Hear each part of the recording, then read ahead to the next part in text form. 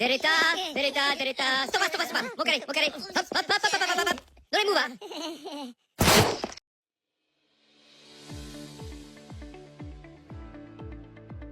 Hello guys, good evening, good morning.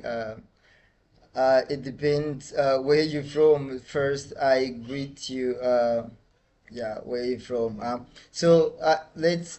Today we are going to talk about the topic of starvation case study. So we are going to go in details, talk about Kwashiorkor and the Marasmus. So we are B members. We are Meirani, Widir, Legolas, Enako. You can call me Track. So let's get diving into this starvation case study. So that is Kwashiorkor and the Marasmus. So we are going to go in details to clinical I can say clinical disease. So that's many young kids they face. So we are going to go in details. What is malnutrition? What is PEM? Like PEM, you can say that. So first, introduction. Kwashiorkor and the marasmus are the two main forms of severe malnutrition that we discuss in this session. So, protein energy malnutrition, what we call PM, is a type of undernutrition that includes several diseases. An imbalance between the body's nutrition requirements and its actual intake is known as malnutrition. What is the PEM? You can ask yourself. PEM is particular prevalent in kids, mostly kids, who live in areas with the poor access to food. So that is starvation and medical care. So it is one of the main causes of child mortality and worldwide, according to the World Health Organization (WHO). So we are going to see the origin and definition, and you be able at the end of topic to know what is Kwashiorkor, what is where from. So this is our big aim. So let's begin by understanding the origins of these terms. So Kwashiorkor comes from the Ga language of Ghana, country located in country located in Africa, means that the disease the older child gets when the next baby is born. It refers the children who are weaned too early and though receive enough protein, even though they may get enough calories. On the other hand, marasmus is a Greek word meaning wasting away. It describes condition caused by a total calorie deficiency, including protein, carbs, and the fat. Both are life-threatening diseases. So, but their clinical features and the biochemical mechanism are different. We are going to see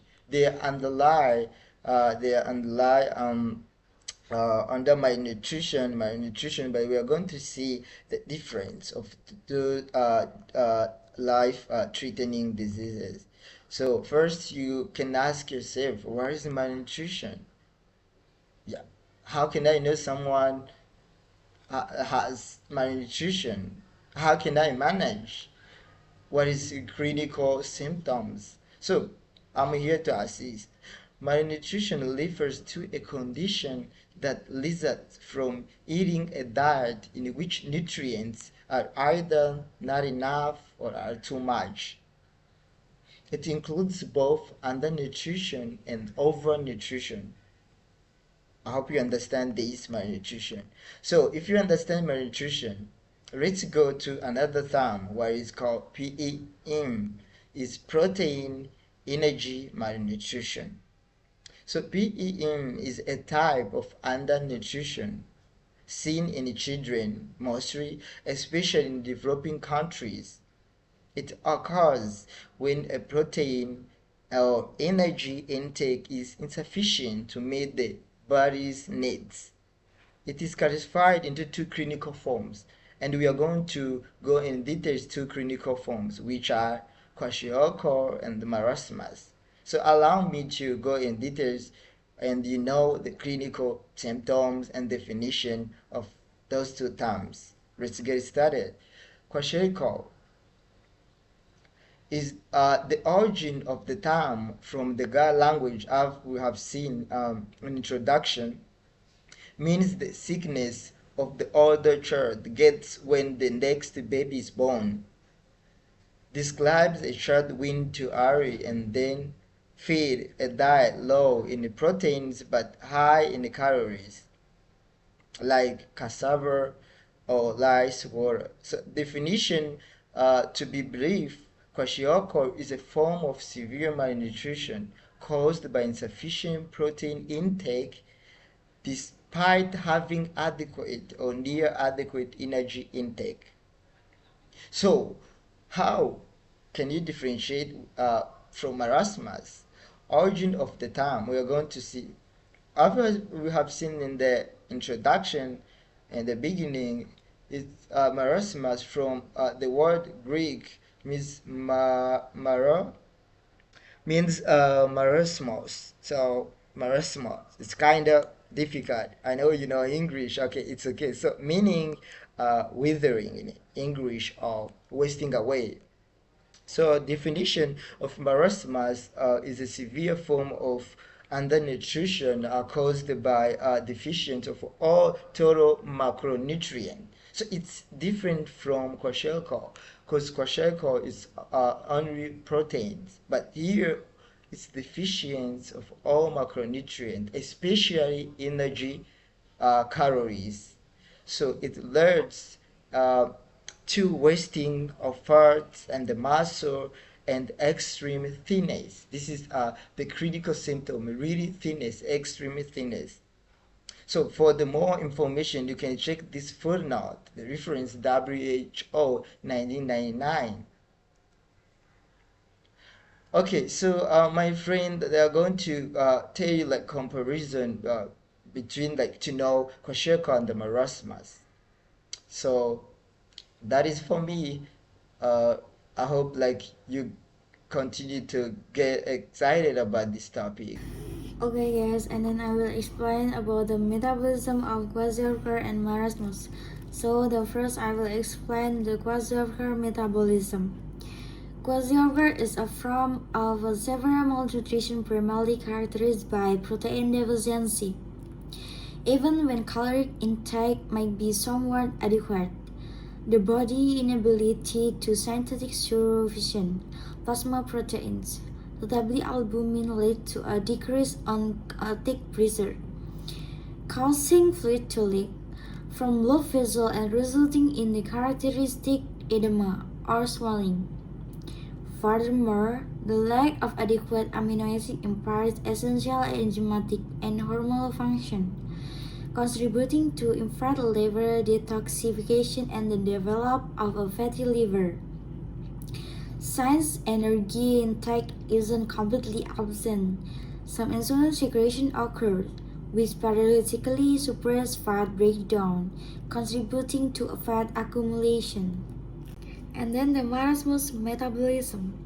Marasmus represents a severe form of malnutrition stemming from an overall deficiency of both calories and proteins, essentially a state of prolonged starvation.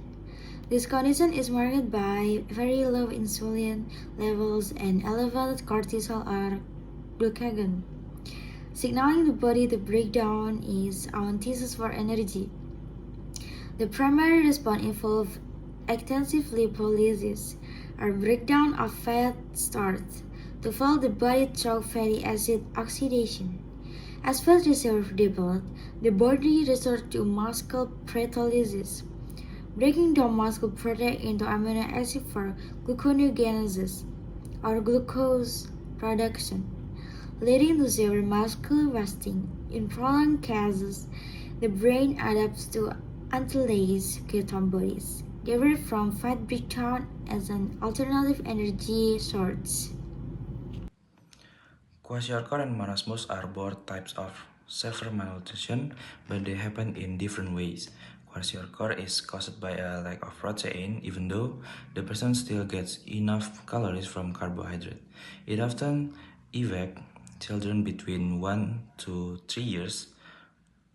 These children usually appear swollen, especially in the belly or edema, and may have a mound face, skin change, and fatty liver due to problems with fat transport in the body.